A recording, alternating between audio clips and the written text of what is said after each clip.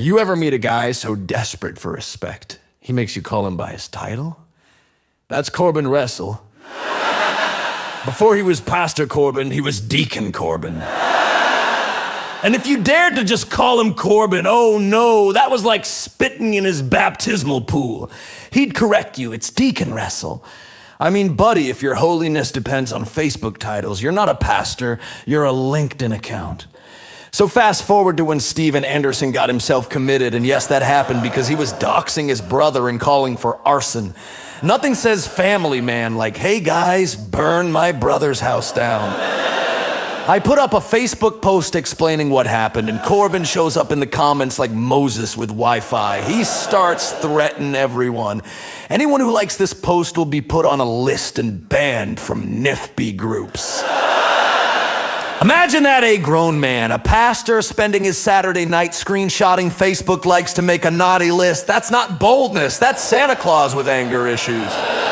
So I delete his comment because my post was serious. I was explaining a delicate situation. I wanted respectful dialogue, not some cosplay prophet scaring people with list making.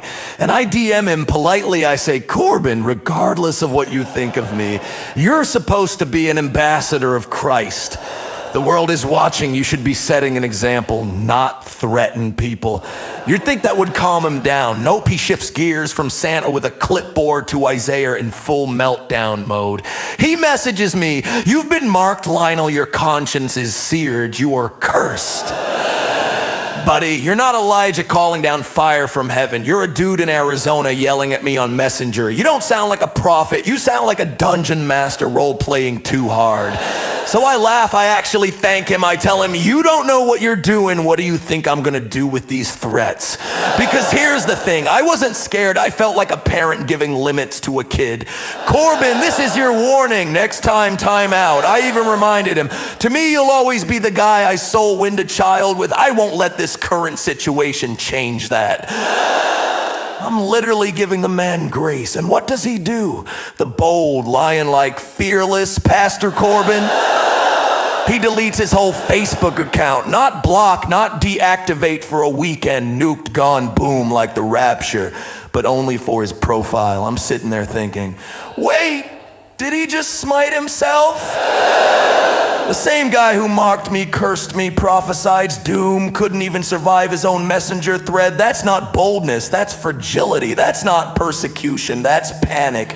8 months later, he slinks back onto Facebook like nothing happened. No explanation, no thus saith the Lord, no apology. Just poof back online, hoping nobody noticed. But we noticed, you can't scream, you are cursed! And then vanished like a Scooby-Doo villain. And the funniest part, other people saw his meltdown. They were like, what in the world are these threats? Making lists, marking people.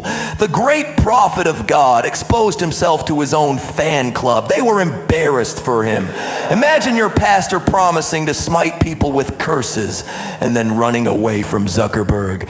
Let's be clear, his threats didn't scare anyone. They entertained us Corbin Wrestle, the mighty lion reduced to a house cat who rage quit Facebook.